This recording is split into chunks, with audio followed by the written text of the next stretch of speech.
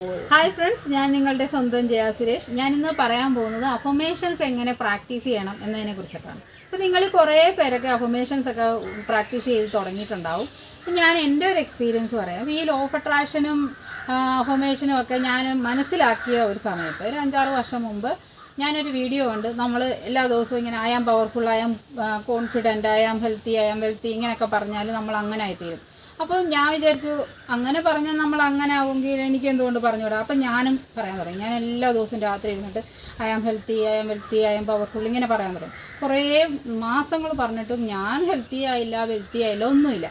അപ്പം ഞാൻ തീരുമാനിച്ചു ഈ അഫർമേഷൻ ലോ ഓഫ് അട്രാക്ഷൻ എന്നൊക്കെ പറഞ്ഞാൽ വെറും പൊളിയാണ്, ഇതിലൊന്നും ഒരു കാര്യമില്ല എന്നൊരു നിഗമനത്തിൽ ഞാൻ അങ്ങ് എത്തിച്ചേർന്നു. എന്നിട്ട് ഈ ഒരു പരിപാടി ഞാനങ്ങ് ഉപേക്ഷിച്ചു.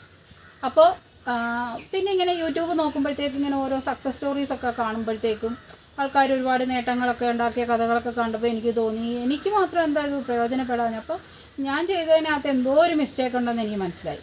അപ്പോൾ ഞാൻ ഒരു കോഴ്സ് എടുത്ത് അതിനെക്കുറിച്ച് നല്ല ഡീപ്പായിട്ട് അങ്ങോട്ട് പഠിക്കാമെന്ന് തീരുമാനിച്ചു. അങ്ങനെ പഠിച്ചു. അപ്പോൾ എനിക്ക് മനസ്സിലായൊരു കാര്യമുണ്ട്.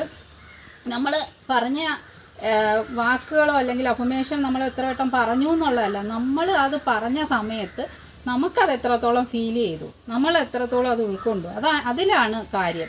അതാണ് നമുക്ക് വർക്ക് ചെയ്യുന്നത്. ഐ ആം പവർഫുൾ എന്ന് നമ്മൾ പറയുമ്പോൾ ഐ ആം പവർഫുൾ, എനിക്കത് ഉൾക്കൊണ്ട് അത് ഫീൽ ചെയ്ത് എനിക്ക് പറയാൻ പറ്റണം. ഐ ആം ഹെൽത്തി എന്ന് ഞാൻ പറയുമ്പോൾ എൻ്റെ ഉള്ളിൽ ആ ഫീലിംഗ് എനിക്ക് ഉണ്ടാകണം. ഞാൻ ഹെൽത്തി ആണെന്നുള്ള ഫീൽ എനിക്ക് ഉണ്ടാകുമ്പോഴാണ് അഫർമേഷൻസ് വർക്ക് ആവത്തുള്ളൂ. അല്ലാതെ നമ്മൾ എത്ര നാൾ അഫർമേഷൻ പറഞ്ഞാലും അത് വെറുതെ പറയാമെന്ന് മാത്രമേ ഉള്ളൂ. ഒരിക്കലും നമുക്കത് ഫലമായിട്ട് വരത്തില്ല.